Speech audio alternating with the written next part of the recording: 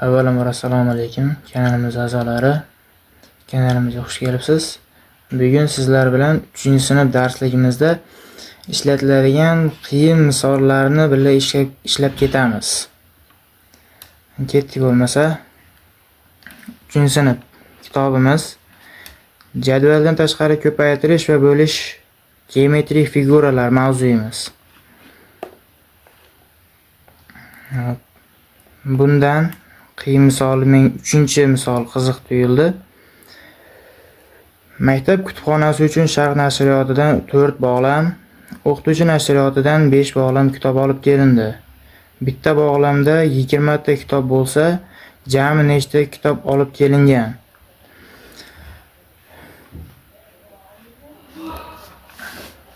Sharq nashriyotidan 4 bog'lam,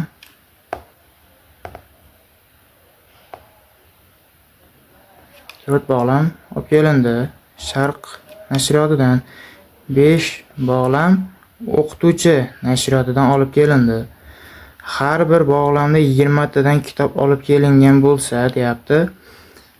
4 plus 5. Umumiy 9 bog'lam kitob olib kelingan bo'ladi. 9 bog'lam, har bir bog'lamda 20 tadan kitob bor. 9 ko'paytiramiz 20 teng 180 ta kitob olib kelingan.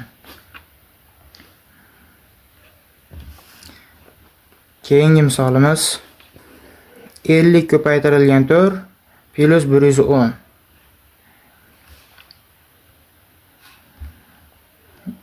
50 ko'paytirilgan 4 plus 110. 50 ko'paytirilgan 4imiz 200 ga teng. 200 plus 110 teng. Javobimiz 310 ga teng.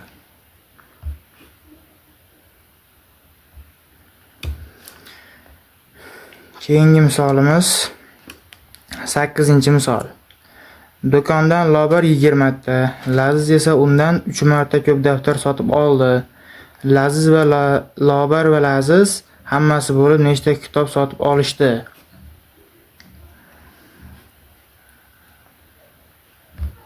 Lobar 20 ta kitob oldi.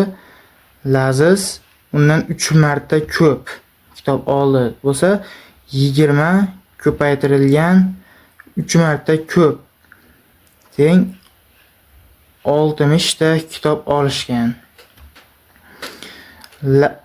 Laziz undan 3 marta ko'p kitob olgan bo'lsa 60 ta kitob olgan bo'ladi. Ikkalasi bo'lib nechta kitob sotib olishgan deyapti?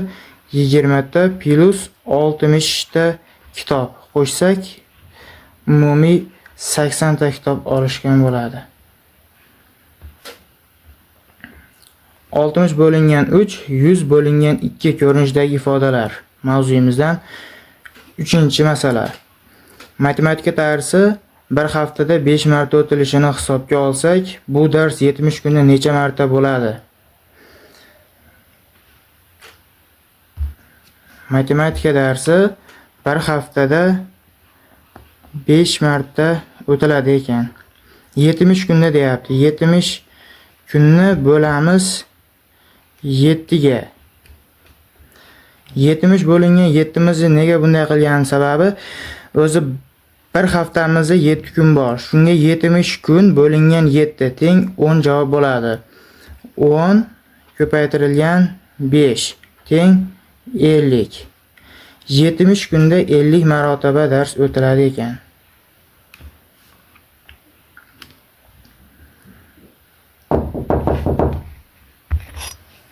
Keyingi masalamiz 7-masala. Ishoralarni to'g'ri qo'ying debdi. 80 bo'lingan 4 qandaydir ishora qo'yishimiz kerak ekan. 40 bo'lingan 2 plus 560. 80 bo'lingan 4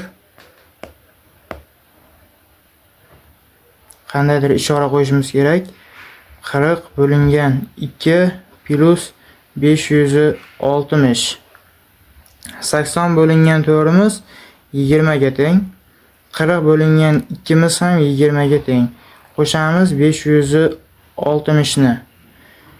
20 qandaydir ishora qo'yishimiz kerak. 560 qo'shilgan 20 miz 580 ga teng. Endi shunga qo'yamiz. 20 580 dan kichkinaligi shu yerda bilinadi.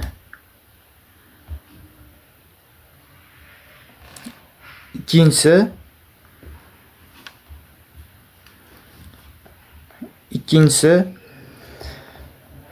60 bo'lingan 3, 90 bo'lingan 3 minus 30. 60 bo'lingan 3, 90 bo'lingan 3 minus 30. 60 bo'lingan 3'imiz 20 ga teng. 90 bo'lingan 3'imiz 30 ga teng. 30 ayrilgan 30. 20 bo'ladi. 30 dan 30 ni ayirsak 0 ga teng. Shu yerda bilinadi 20 0 dan katta.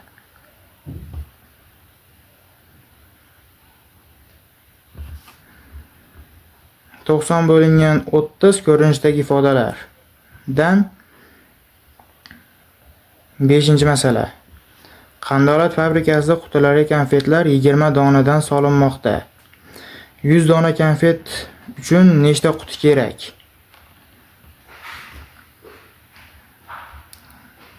Bitta qutiga 20 donadan solinyapti ekan. 100 ta konfet uchun nechta quti kerak? Proporsiya qilsak 20 teng 100. Buni bu yerga, buni bu yerga ko'paytirdim. Shu yerdan x topamiz. 100 bo'lingan 20 teng 5 ta quti kerak bo'ladi.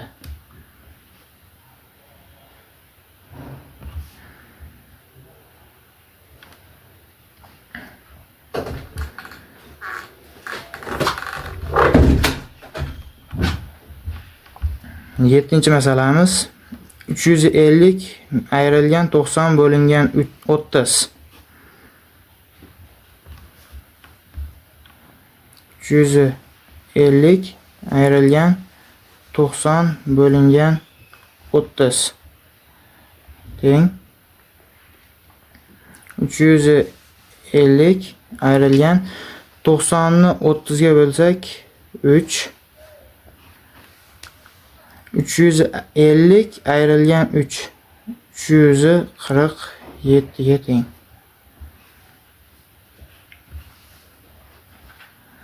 Ikkinchisi 40 bo'lingan 20 qo'shilgan 50 bo'lingan 10. 40 bo'lingan 20 ayrilgan 50 bo'lingan 10 teng.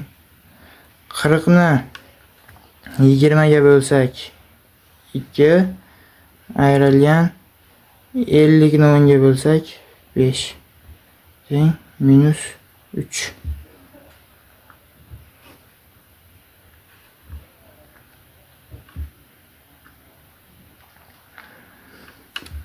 Sakkizinchi masalamiz. Oshxonada kuniga 20 kilogramdan sabzi sarflanadi.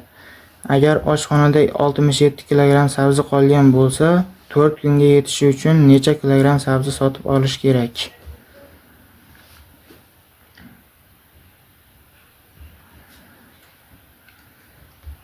Bir kunga 20 kilogram sabzi ketadi ekan.